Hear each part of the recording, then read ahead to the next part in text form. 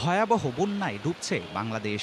টানা বৃষ্টি, পাহাড়ি ঢল ও উজান থেকে আসা পানি অন্যতম কারণ হলেও এর পেছনে আছে নদীদস্যু দেশ ভারতের হাত। শুকনো মৌসুমে খরায় পুড়িয়ে ভরা বর্ষায় বাঁধ ছেড়ে দেওয়ার ব্যাপারে দিল্লির রয়েছে জঘন্য ইতিহাস।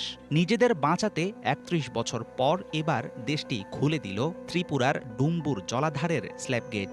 চলমান বন্যাকে বলা হচ্ছে প্রাকৃতিক দুর্যোগ, কিন্তু বাংলাদেশের এমন পরিস্থিতির জন্য অনেকাংশে ভারতই হচ্ছে আসল অপরাধী। পানির রাজনীতিতে বরাবর দিল্লিকে জেতানোর এটাই কি উপযুক্ত প্রতিদান? ঢাকার ঘনিষ্ঠ বন্ধু দাবি করে আসলেও দিল্লির একচোখা আচরণের কারণে রাজনৈতিক ও ভৌগোলিক দিক থেকে হুমকির মুখে আছে বাংলাদেশ। গত ১.৫ দশক ধরে দেশের ভেতরে নৌবন্দর, শর্তহীন করিডোর, রামপালে সুন্দরবন ধ্বংস করা বিদ্যুৎ প্রকল্প, মংলা বন্দর ও সমুদ্রে গ্যাস ব্লক ইজারা সহ অসংখ্য বিষয়ে ভারতকে একচেটিয়া সুবিধা দিয়েছে স্বৈরাচারী হাসিনা সরকার, কিন্তু বিনিময়ে পায়নি প্রায় কিছুই। কোনো সরকারই আদায় করতে পারেনি তিস্তাসহ ৫৪টি অভিন্ন নদীর পানির ন্যায্য হিস্যা। দীর্ঘদিন ধরে ভারতের একতরফা পানি প্রত্যাহার ও গজলডোবা বাঁধের কারণে প্রায় অচল ১৫০০ কোটি টাকা ব্যয়ে নির্মিত তিস্তা ব্যারেজ মরুভূমি হয়ে গেছে বিস্তীর্ণ অঞ্চল। ফারাক্কা বাঁধের কারণে পদ্মার ভাটি এলাকায় নেমে এসেছে চরম বিপর্যয়। মেঘনার উজানে বরাক নদে টিপাইমুখ বাঁধ বাড়াচ্ছে বাংলাদেশের বিপদ। প্রাণঘাতী হুমকি হয়ে দাঁড়াচ্ছে ভারতের আন্তঃনদী সংযোগ প্রকল্প। এর আওতায় ব্রহ্মপুত্র ও গঙ্গা থেকে আরও পানি সরিয়ে নেবে দেশটি। সেই পানি যাবে গুজরাট, হরিয়ানা, রাজস্থান, তামিলনাড়ুর মতো খরাপ্রবণ এলাকায়।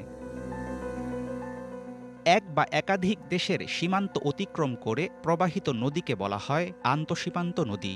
এমন নদীর পানি বণ্টনে রয়েছে আন্তর্জাতিক আইন ও নানা রকম বিধিনিষেধ, যার মধ্যে উল্লেখযোগ্য ১৯৬৬ সালের হেলসিঙ্কি নীতি, ১৯৯২ সালের ডাবলিন নীতিমালা, ১৯৯৭ সালের জাতিসংঘের জলপ্রবাহ নীতিমালা কনভেনশন। নিয়ম অনুসারে অন্য দেশ মারাত্মক ক্ষতি বা বিপদের মুখে পড়ে নদীকে এমনভাবে ব্যবহার করা যাবে না। নদীতে বাঁধ নির্মাণ কিংবা গতিপথ পরিবর্তনের পরিকল্পনা করলে যেসব দেশের উপর দিয়ে নদী প্রবাহিত হয়েছে অবশ্যই জানাতে হবে তাদের, প্রয়োজনে নিতে হবে সম্মতি। বাংলাদেশের অভিন্ন নদীর ক্ষেত্রে কখনোই আন্তর্জাতিক নীতিমালা ও আইনের তোয়াক্কা করেনি ভারত। একতরফা পানি প্রত্যাহার, বর্ষায় ঘোষণা ছাড়াই ফ্লাডগেট খুলে দেয়া, আন্তঃসীমান্ত নদীগুলোতে ইচ্ছামতো বাঁধ নির্মাণ সহ তারা চালিয়ে যাচ্ছে খেয়ালখুশির রাজত্ব। অথচ ব্রহ্মপুত্রের উৎস সাংপো নদীতে বাঁধ দিয়ে চীনের বিশ্বের বৃহত্তম জলবিদ্যুৎ প্রকল্প নির্মাণে ভারতের রয়েছে জোর আপত্তি। বিশ্লেষকরা মনে করেন দেশের জনগণের দোহাই দিয়ে গোটা অঞ্চলের নদীর পানি দখলে নিয়ে শক্তিশালী পানিদস্যু হয়ে উঠতে চাইছে নয়াদিল্লি। বাংলাদেশের পূর্বাঞ্চলীয় সীমান্ত এলাকায় চলমান বন্যার দায় নিতে রাজি নয় ভারত।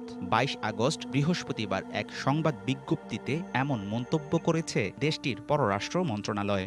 জলবায়ু ও ভৌগোলিক দৃষ্টিকোণ থেকে সঠিক মানলেও এই কথায় কাটবে না বন্যায় ক্ষতিগ্রস্ত প্রায় ২০ লাখ বাংলাদেশি মানুষের দুর্দশা।